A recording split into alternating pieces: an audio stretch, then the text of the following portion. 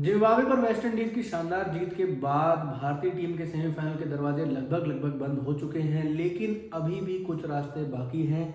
कुछ ऐसे रास्ते हैं जिनसे भारतीय टीम सेमीफाइनल में पहुंच सकती है, या हम देखें कि अभी ऑन पेपर ऐसा गणित लगा सकते हैं कि ऐसे ऐसे तरीके से भारतीय टीम जो है वो अभी सेमीफाइनल में जा सकती है, सेमीफाइनल में पहुंच सकती है। हालांकि काफ़ी मुश्किल होने वाला है भारत का ये सफ़र, अगर इस सफ़र को भारतीय टीम तय भी करेगी तो।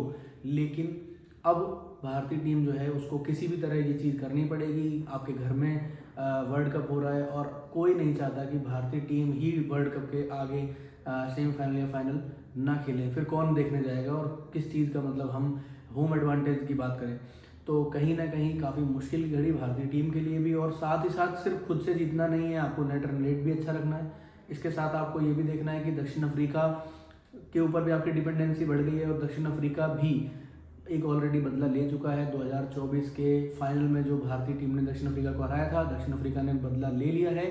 और अगर अब दक्षिण अफ्रीका चाहे तो भारत को दोबारा भारत से बदला ले सकता है, अगर वो वेस्ट इंडीज से हार जाता है तो अगर भारतीय टीम ये देखती है कि वो सेमीफाइनल में पहुंचेगी या नहीं, तो इसके साथ साथ सबसे इंपॉर्टेंट चीज़ ये भी होने वाली है कि दक्षिण अफ्रीका भी जीते अपने आने वाले मैचेस, वो वेस्ट इंडीज़ से हो या जिम्बाब्वे से हो, ताकि दक्षिण अफ्रीका टेबल टॉप ही करे, एक तरफा उनका राज रहे, भारतीय टीम दोनों मुकाबले आगे आने वाले जीते, और फिर भारतीय टीम सेकंड स्पॉट पर बनी रह सकती है। तो सबसे पहला रास्ता तो ये है कि हम दक्षिण अफ्रीका को सपोर्ट करें। देखिए कैसी बात हो गई कि वर्ल्ड कप से पहले भारतीय टीम को टॉप कंटेंडर माना जा रहा था। इवन अभी भी हम देखें तो भारतीय टीम टॉप कंटेंडर है, लेकिन सुपर 8 शुरू होते ही भारतीय टीम कितनी फिसड्डी है, भारतीय टीम की एक्चुअल कंडीशन क्या है, ये हमें दक्षिण अफ्रीका ने दिखा दिया। और अब भारतीय टीम, जिसको टेबल टॉपर माना जा रहा था, जिसको माना जा रहा था कि भारतीय टीम ही वर्ल्ड कप उठाएगी, घर में भी है, एडवांटेज भी रहेगा, अब उस भारतीय टीम को जीत के साथ साथ दूसरी टीमों पर भी निर्भर है सेमीफाइनल में पहुंचने के लिए। उनके ऊपर भी डिपेंडेंसी हमारी कितनी ज़्यादा हो गई है।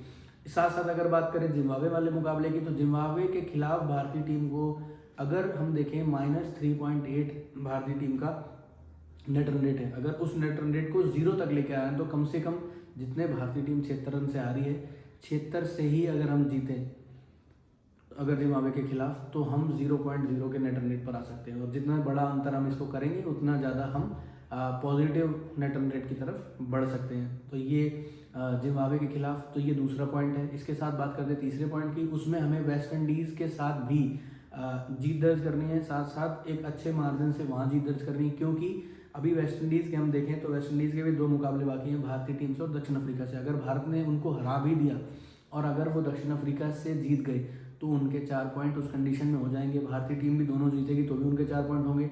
तो वेस्ट इंडीज़ अगर एक मुकाबला जीतेगी दक्षिण अफ्रीका से तो उनका नेट रन रेट सुधार और बेहतर होगा। हालांकि वेस्ट इंडीज़ ने शुरू में ही अपना नेट रन रेट इतना बेहतर कर लिया है कि कहीं ना कहीं उनको ही जो है वो टेबल टॉपर माना जाएगा अगर वो एक मुकाबला और जीत जाते हैं दक्षिण अफ्रीका से भारतीय टीम से। देखिए भारतीय टीम जीतेगी तो भारतीय टीम की सेमीफाइनल की सारी गणित फेल हो जाएगी, भारतीय टीम बाहर ही हो जाएगी टूर्नामेंट से। लेकिन अगर दक्षिण अफ्रीका से जीतेंगे तो कहीं ना कहीं उसमें और बेहतरी ही होगी।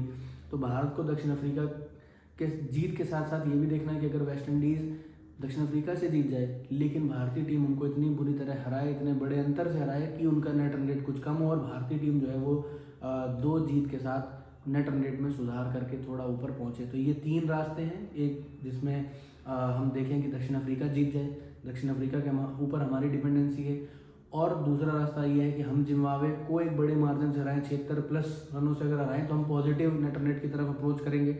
और तीसरा रास्ता ये है कि हम वेस्ट इंडीज़ के खिलाफ जो मुकाबला है उसमें भी कड़ी टक्कर दें वेस्ट इंडीज़ को और एक तरफा मुकाबला करने की कोशिश करें। हालांकि काफ़ी मुश्किल होने वाला है। ईडन गार्डन्स में वेस्ट इंडीज़ के खिलाफ मैच है, वो पिच जिस पर गेंद बल्ले पर काफ़ी अच्छी आती है, जहाँ की आउटफील्ड भी काफ़ी अच्छी है और वहाँ बल्लेबाजी करना काफ़ी आसान है।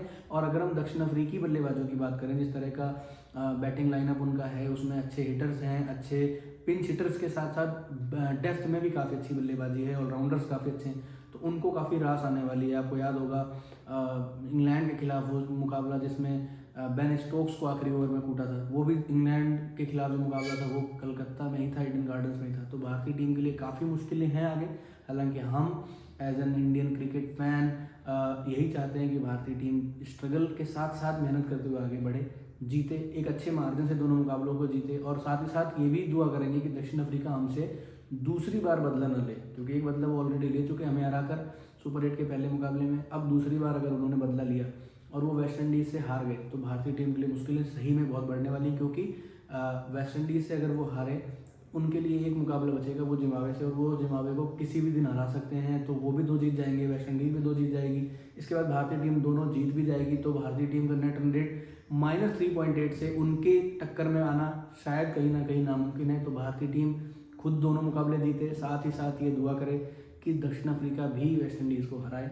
हम भी यही चाहते हैं। आपको क्या लगता है, क्या भारतीय टीम अभी भी इस गणित के हिसाब से देखें तो भारतीय टीम अभी भी सेमीफाइनल में जाने का दम रखती है, या भारतीय टीम के लिए दरवाजे बंद हो चुके हैं? भारतीय टीम का सफ़र सुपर 8 तक का ही था। कमेंट करके बताएं, वीडियो को लाइक करें, शेयर करें, चैनल को सब्सक्राइब करना ना भूलें। धन्यवाद।